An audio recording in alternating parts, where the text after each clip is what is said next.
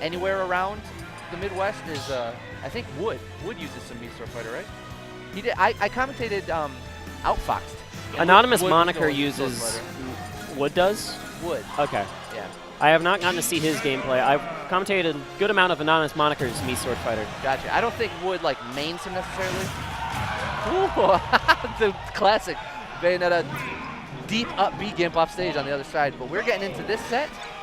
I don't think it's but one right this. I gotta put that down. So I have a hard time remembering what exactly the numbers are on the Mii Swordfarer's kit, but I do think that the standard loadout is you go with Chakram. You already saw that early here. And okay, you got the Reflect. He does have the Reflector. I was waiting to see if he had the Reflector, which I feel like Reflect is also very common. In this matchup. Even in like non-projectile matchups, you just pick the Reflect anyway for comfort. The standard set, yeah. And then you have the Tornado, which is important. I was going to say, Sword Fighter is kind of, in a weird way, he's kind of a zoner himself with his Chakra and his Tornado. Tornado you have to be very, very careful of. Swordie is absolutely a zoner. Yeah. He's like a counter zoner because Tornado is transcendent, so it'll go through any other projectile and just continue trekking along. And it has base knockback, or fixed knockback, I'm sorry. So it will always knock up into the up air or back air depending on your angle. Or up B. Oh, up B too, that's right. Yeah. The hero spin I don't typically see. The sword fighters in my region tend to use the other up B that allows for better recovery angles. But that one can lead to some cheese. Yeah, so. yeah. BeastlyBad, I just saw he's got the hero spin, and if you can combo it, it's got a lot of knockback up in the corner if you get it after the Tornado. So you got to be careful of that. But Crowz is only at 4. He was at 47. Now he's at 75. Still on his first stock though. On top of that, when you said he was an anti-zoner, and also the Reflector works for that as well. So it's kind of like Wolf. He's a little bit of an anti-zoner too, for the same reason. And there you go, down throw, hero spin, just tacking on good damage. Not enough to KO at this point. Ooh, still Forward Smash coming out for a second there. But the lemons, Mega Man's the best at just kind of stopping you. Yeah, Crowz is trying to be disruptive in his face. Like, you don't really see Mega Man camping. You see him, like, he's like one character length away at a range where you don't have enough time to throw out the torpedo, or the tornado, I'm sorry. Yeah. And it's disruptive. He's just being in your face about it. Right, that's normally Mega Man's plan, is get close enough to make you try and hit him, and then stop you from being able to. What? I didn't know down there had a launching hitbox like that. But okay, up air definitely does. Yeah, up air is really strong. And that's all I've got to say about that. Okay, Good what a read. Great ledge trap. That was a good read on the ledge roll that he kind of forced up with the Metal Blade. So he was there ready for him, and now he's exactly a stock ahead. Yeah, Crowz staying very far ahead with his plan on the ledge, and just in general about just being in the face of this sword fighter. Yep. I like the gameplay so far. Yeah, that's what you got to do to be good with Mega Man. It's one of the reasons that Mega Man's known as one of the more difficult to learn or difficult to master characters. Is the understanding of spacing? It's just understanding his spacing and abusing all of his tools, because he has so many tools. He's got a tornado of his own, actually. Right, anti-air Shoryuken Yeah. for a couple of seconds back. That you don't see that every day. No, you don't.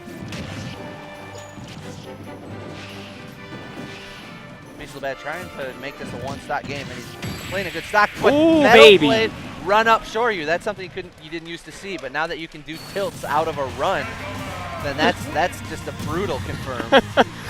BeastlyBad pulling tugging the collar on the camera right after he's just like, he was like, oh jeez. Yeah, I just got hit by that on stream.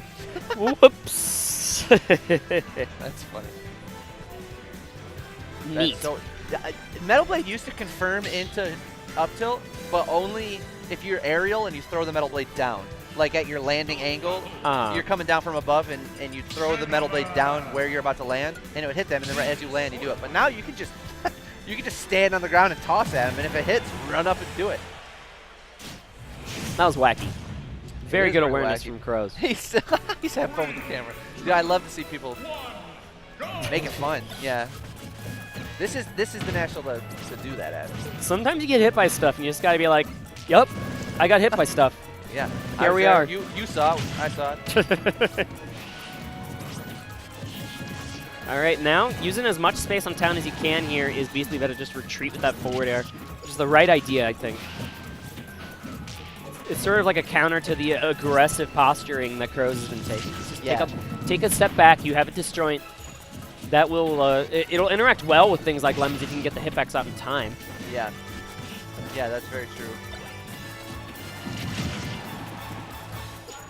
Off to a good start, but it just comes down to whether he can take the stocks. The hero spin just like a get off of me move in the corner, allowing BeastlyBad to get a good control of this stage. He does it again. I think Crowz had something in mind off of that explosion, like some kind of crazy combo, but just wasn't able to pull it out in time. Oh, I love the falling forward air to the immediate forward smash. That was like, it's like Roy. That was very Roy-esque. The only difference is that Roy's is way stronger, but that move's pretty strong. It's just he didn't quite catch him. Yeah. So I guess a better comparison would be it's like Crowz. Yeah. Landing there in forward smash. Wow, the up air killed. I wonder if BeastlyBad jumped right there. That doesn't normally. It can kill. Don't get me wrong, but if you don't jump, it's rare that it will. Nice chakra. I like that little snipe to keep him off stage. Whoa! They're playing hot potato. Crash Bomber going back and forth and back and forth. Yeah. And back air will get it done from center. All right. Is that a taunt? No, he's been. That's not the first time that he's teabagged a little bit after taking a stock. Oh man. Oh, teabagging. Yeah. you can never get away from it. Yeah. I thought that I left that behind in Halo 2, but oh no, man, it is forever. You'd have to just remove the ability to crouch, and that's that's cruel. There's something inherently human about teabagging. Yeah, it's a necessary evil. Let's talk some more philosophy during this game. Right. Okay, Crowz has been looking a couple of times for that big hard knuckle off of the side on the recovery of this sword fighter. Yeah, and Crowz, that's not the first time that we've seen him force the ledge roll with his projectiles and then totally read it and be ready for it. So I like the way he's kind of controls BeastlyBad's ledge options. BeastlyBad looked straight at the camera as he SD'd there again and just did the whoosh right over my face. Whoa! No! Oh! Oh, that was sad. He was so close to landing on the platform. Just like pixels away from landing on the platform after what was a very cool kill combo. Or at least it is to someone who doesn't have much experience